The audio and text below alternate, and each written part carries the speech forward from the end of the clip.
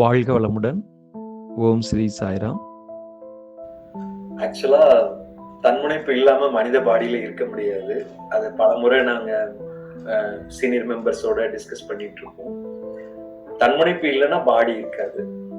ஆக்சுவலா பாடி வேணும் அப்படின்னா, அந்த பாடியில இருக்கணும் அப்படின்னா, நம்மளுக்கு நீல ஆயுள் இருக்கணும் அப்படின்னா தன்முனைப்பு கண்டிப்பா இருக்கணும்.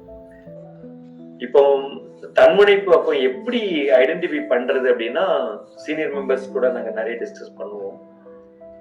40% தன்முனைப்பு கண்டிப்பா இருக்கணும். அந்த தன்முனைப்பு 40 வந்து கொஞ்சம் கொஞ்சமா குறைச்சிக்கலாம். 30%, 20%, 10% அப்படின்ட்டு. எப்ப 100% தன்முனைப்பு இல்லாம இருக்கிறோமோ, அப்ப நம்ம முழுக்க முழுக்க பித்தநிலைக்கு போயிடும். பித்தநிலைக்கு போயிட்டோம் அப்படின்னா உணர்வுகள் இருக்காது பாடியில. நம்ம மகரிஷி இவங்க இருந்தாங்க இல்லைங்களா, ரமண மகரிஷி, திருவண்ணாமலையில ரமண மகரிஷி வந்து அது டோட்டலா அன்கான்சியஸ் ஸ்டேட் இருப்பாங்க, ஆனா இருக்க மாட்டாங்க. அதாவது இந்த கோமா ஸ்டேஜ்னு சொல்லுவாங்கல்ல, அந்த கோமா ஸ்டேஜ் மாதிரி இருக்கும். அவங்க சாப்பிட மாட்டாங்க, அவங்களுக்கு உணர்வே இருக்காது. அப்படியே பெட்ரீட்டனா பாடி மாதிரி இருப்பாங்க. ரமண மகரிஷி அப்படிதான் இருந்தது. எப்பமாவது ஒரு ட்ரிப் தான் அந்த தவத்துல இருந்து வெளியில வருவாரு. சேஷாத்ரி சுவாமிகள் தான் அவருக்கு வந்து ஃபுட்டெல்லாம் வாயில கொடுத்து தண்ணியை ஊத்தி ஊத்தி அப்படியே உள்ளுக்குள்ள, ஏன்னா அவர் பாடியில இருக்கணும், அவர் வாழணும் அப்படின்னு. இப்ப கோமா ஸ்டேஜுக்கு போனாங்கன்னா நம்ம ஹாஸ்பிட்டல்ல கொண்டு போய் கொடுத்து டியூப் மூலமா எல்லாமே போகுது. அப்ப ரமண மகரிஷி நிலையை நினைச்சு பாருங்க, அந்த ஸ்டேட் வந்துடும்.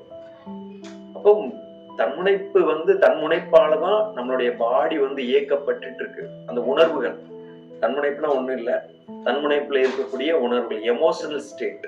அந்த எமோஷனல் ஸ்டேட் தான் நமக்கு நம்மளை இயக்கிக்கிட்டு இருக்கு. அன்புங்கிறது ஒரு எமோஷனல் ஸ்டேட் இருக்குதுலதான் வரும். அன்பு, கருணை, பாசம், அப்புறம் கோபம், பொறாமை, வஞ்சம், இந்த வெஞ்சன்ஸ், அப்புறம் இந்த இம்பீரியாரிட்டி காம்ப்ளெக்ஸ், இந்த சுப்பீரியாரிட்டி காம்ப்ளெக்ஸ், அப்படி எல்லாமே இருக்கு. இந்த எல்லா உணர்வுகளும் ஒரு மிக்ஸ்டு காம்பினேஷன்ல தான் இந்த மனிதன் அப்படின்னு இயக்கப்பட்டு இருக்கிறான், அந்த மனம் இயக்கப்பட்டு இருக்கு. அப்ப இதெல்லாம் தேவை அப்படின்னா அப்கோர்ஸ் எல்லாமே தேவை. எல்லாம் அது இருந்தா மட்டும்தான் மனித பாடியில இருக்க முடியும். ஆனா இந்த பெர்சன்டேஜ், இப்போ ஒரு உதாரணத்துக்கு இந்த பெர்சன்டேஜ் எப்படி கால்குலேட் பண்றது, அது ஒரு பெரிய கொஸ்டின் மார்க்கா இருக்கும். இப்ப நீங்க ஒரு 10 காரியம் பண்றீங்க இன்னைக்கு ஒரு டேல, அதாவது 100% வச்சுக்கிறோம். 10 காரியம் பண்ணா 100%. இப்ப 6 காரியங்கள் உங்க மனதுக்கு ஒரு நிறைவை தரக்கூடிய காரியங்களா இருந்ததுன்னா நீங்க 60% தன்முனைப்பு இல்லாம பண்ணிருக்கீங்கன்னு அர்த்தம். 40% கொஞ்சம் கோவப்பட்டீங்க, குழந்தைகள்கிட்ட படிக்கலன்னு சொல்லி ஒரு மாதிரி கோபம் வருது, இல்ல லைஃப் பார்ட்னர் கிட்ட சண்டை போடுறீங்க, இல்ல உறவுகள் கிட்ட ஏதோ பேசுறீங்க, எரிச்சல் படுறீங்க, அது 4க்குள்ள இருந்தா, அதாவது மொத்தம் 10 ஒரு நாளைக்கு, ஒரு எக்ஸாம்பிளுக்காக சொல்றேன், 10 ஆக்டிவிட்டிஸ்னு வச்சுக்கோங்க. ஒரு 10 ஆக்டிவிட்டி இருக்கிறதா கற்பனை பண்ணிக்கோங்க. அந்த 10 ஆக்டிவிட்டில 6 ஆக்டிவிட்டி நீங்க வந்து மன நிறைவோட அந்த பிரசன்ட் ஸ்டேட்ல இருந்து, நீங்க வந்து கோபப்படாம, தன்முனைப்பு இல்லாம, உங்களுக்குன்னு சுயநலமாக சிந்திக்காம, பொது நலமா சிந்தித்தலோ, இல்ல அன்பா இருத்தலோ, இல்ல கருணையா இருத்தலோ, ஏதோ ஒரு இதுல அந்த இது வந்து பிறர் மனம் கோணாத நிலையில, அதாவது பிறர் மனதுக்கு துன்பம் வராத நிலையில நீங்க ஒரு 6 ஆக்ஷன்ல இருந்துட்டீங்கன்னா நீங்க 60% தன்முனைப்பு இல்லாம இருக்கீங்கன்னு அர்த்தம். 4 ஆக்ஷன், ரிமைனிங் 10 ஆக்ஷன்ல 4 ஆக்ஷன் இருக்கு இல்லைங்களா, அந்த 4 ஆக்ஷன் வந்து முன்ன பின்ன நீங்க கோவப்பட்டுக்கலாம், சுப்பீரியாரிட்டி காம்ப்ளெக்ஸ்ல இருந்துக்கலாம், இம்பீரியாரிட்டி காம்ப்ளெக்ஸ்ல இருந்துக்கலாம்.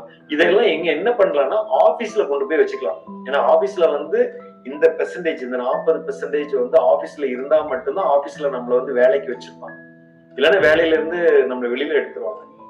அதனால அந்த ஆபீஸ்க்கு அதெல்லாம் தேவைப்படும். அதனாலதான் வீடு வேற ஆபீஸ் வேற அப்படின்னு சம்பாளால அடிக்கடி சொல்லப்பட்டுட்டே இருக்கும். அதனால இந்த 40% வந்து உங்களுக்கு அதாவது ஏற்றங்கள் இருக்கலாம், இறக்கங்கள் இருக்கலாம். அதுல இந்த 40% கொண்டு வந்துருங்க. இப்ப 60-40 உங்களுக்கு ஓரளவு புரிஞ்சிருக்கும்னு நினைக்கிறேன். ஒரு நாளைக்கு 10 ஆக்டிவிட்டிஸ்ல இருந்தீங்கன்னா 6 ஆக்டிவிட்டி ரொம்ப இறை நிலையோட உணர்வு நிலையில, அதாவது பிறரை துன்புறுத்தாத அளவுக்கு, அதை உடலாலேயோ மனதாலேயோ புண்படாத அளவுக்கு உங்களுடைய செயல்பாடுகள் இருக்குமே ஆனால் அது தன்முனைப்பு இல்லாத நிகழ்வு. அதான் 60% நீங்க சக்சீட் ஆயிட்டீங்கன்னு அர்த்தம். 40% ரிமைனிங் 40% நீங்க அன்சக்சஸ்ஃபுல் அப்படின்னு நினைப்பதை விட பாடியில இருக்கணும்னா அந்த 40% இருந்துதான் ஆகணும். இல்லைன்னா பாடியில விட்டுட்டு போயிருவோம். இல்ல அந்த சமாதி ஸ்டேட் வந்துடும், அந்த கோமா ஸ்டேஜ் வந்துடும். அதனால இதுல இருக்கணும் அப்படின்னா, அதனாலதான் எனக்கு தியானம் அப்படின்லாம் நிறைய பேர் பயங்காட்டுவாங்க. தியானம் பண்ணினா அது வேற லெவல்ல போயிருவாங்க அப்படின்னு, குடும்பத்தை விட்டுட்டு போயிருவாங்க. ஏன்னா அதுல வந்து அப்படிதான் இருக்கும். டிட்டாச்மெண்ட் அதிகமாகும். அட்டாச்மெண்ட்ல இருக்கிறத விட டிட்டாச்மெண்ட் அதிகமாகும்.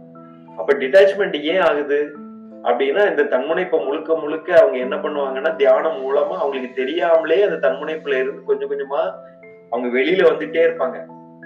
அந்த பற்றுல இருந்து வெளியில வந்துட்டே இருப்பாங்க. அப்ப பற்றற்ற நிலை வரும். பற்றற்ற நிலை வரும்போது குடும்பமே ஒரு குடும்பம் ஒரு கோவில்னு சொல்லுவாங்க. நமக்கு குடும்பம் நரகமா தெரிய ஆரம்பிச்சிடும். குடும்பம் நரகமா தெரிஞ்சோன்னா என்ன, இந்த வீட்டுல எனக்கு ஒண்ணுமே இல்ல, நான் கிளம்புறேன் அப்படின்னு. அந்த காலத்துல ஒரு பாட்டு வரும், காசிக்கு போற சன்னியாசி நீ யோசின்னு சொல்லிட்டு, ஒரு எம்ஜிஆர் நாகேஷ் எல்லாம் நடிச்ச படத்துல இதாகும், ஒரு கிளாஸ் மாதிரி வரும்.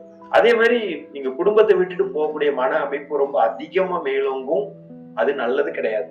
சுவாமிஜி சொல்லுவாரு, தன்னமைதி இருந்து குடும்ப அமைதிக்கு உழைச்சிட்டு தான், அந்த குடும்ப அமைதியும் வந்ததுக்கு அப்புறம் தான் சமுதாய அமைதிக்கு போகணும் அப்படிம்பாரு. அது வரைக்கும் நம்ம வீட்டுக்குள்ள இருந்து குண்டக்க மண்டக்க நீச்சல் அடிச்சிட்டு இருக்க வேண்டியதான். அந்த 60-40 ரேஷியோல இருந்தா போதும். தன்முனைப்பு சுத்தமா இல்லாத நிலை தேவையே கிடையாது. சம்பாலாவை பொறுத்த மட்டும் மகான்கள் வேற விதத்துல கத்துக் கொடுத்துட்டு இருக்கிறாங்க. அந்த தன்முனைப்பு 40% நமக்கு இருந்தா மட்டும்தான் நம்ம பாடியில நார்மல் ஒரு 3rd டைமென்ஷன்ல வாழக்கூடிய ஒரு மனிதனாக நம்ம வாழ முடியும். அப்படிங்கிறதுக்காக தன்முனைப்பு பியூரா விடணும் அப்படிங்கறது எல்லளவும் உங்களுக்கு எண்ணம் வேண்டாம். தன்முனைப்பு இருக்கட்டும், லெட் இட் பி.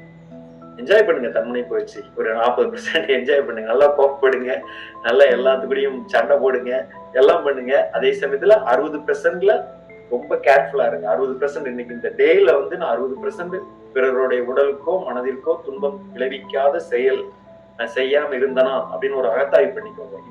இன்ட்ரோஸ்பெக்ஷன் பண்ணிட்டீங்கன்னா சூப்பரா அந்த உங்களுக்குள்ள உள்ள அந்த பிரபஞ்சம் மலர ஆரம்பிக்கும். அந்த பிரபஞ்சம் வழிகாட்ட ஆரம்பிக்கும். அந்த பிரபஞ்ச வழிகாட்டுதல்ல உங்களுடைய லைஃப் டோட்டலா சேஞ்ச் ஆகும்.